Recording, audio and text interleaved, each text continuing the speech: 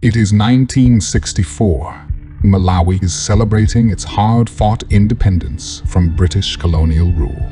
Dr. Hastings Kamuzu Banda, a revered figure in the struggle for freedom, assumes the role of Prime Minister. Dr. Banda and his cabinet ministers heroically fought together alongside other nationalists as a united front in the struggle for the self-governance and independence of Nyasaland, present-day Malawi. But barely 8 weeks after mission accomplishment, tensions simmer within the ruling Malawi Congress Party, MCP. Dissent grows as Banda's leadership style becomes increasingly autocratic. On a Wednesday morning, 5 August 1964, the cabinet ministers meet to express their discontent towards Dr. Banda's policies in a heated cabinet meeting. Among other issues are Dr. Banda's intentions of introducing a preventive detention bill, which could target the arbitrary arrests of cabinet ministers and other nationalists who are perceived as a threat to his rule.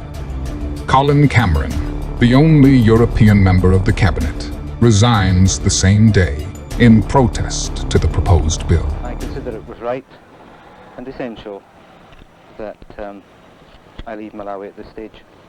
On 26 August 1964, the cabinet ministers hold another meeting. Kanyama Chume, Orton Chirwa, Yatuta Chisiza, Augustin Bwanauzi, and Henry Chipembere, among other prominent figures in the cabinet, dare to challenge Banda's authority. They voice their concerns about the lack of democracy within the MCP, nepotism, corruption, and the growing cult of personality around Banda. In response to all these criticisms leveled against him, Banda opts to resign and leave the country for good.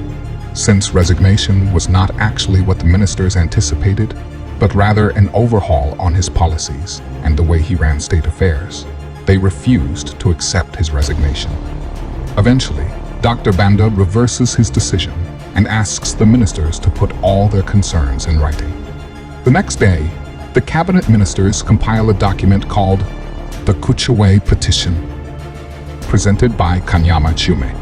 In a shocking turn of events, Dr. Banda dismisses Kanyama Chume, Orton Cherwa, and Augustine Bwanozi from the cabinet on Thursday, 3 September 1964. In protest to these dismissals, Yatuta Chisiza, Willie Chokani, and John Msumthi resign from the cabinet. John Msumthi withdraws his resignation a few hours later.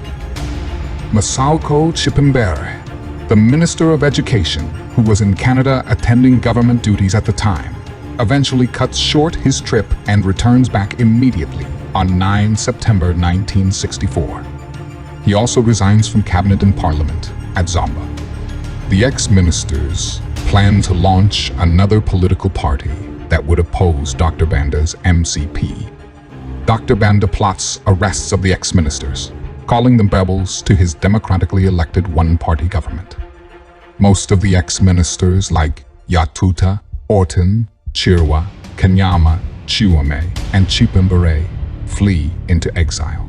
The world watches in dismay as the crisis unfolds. International condemnation mounts, and Malawi's diplomatic relations are strained. The cabinet crisis exposed the fragility of democratic institutions in the newly independent African nation. Banda's grip on power tightened as he violently silenced dissent. The cabinet crisis stands and serves as a stark reminder of the perils of one-party rule.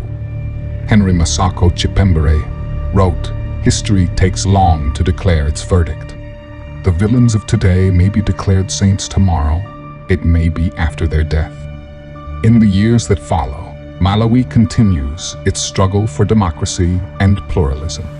The events of 1964 left an indelible mark on the nation's history, reminding us that the path to freedom is often burdened with dramatic twists and turns.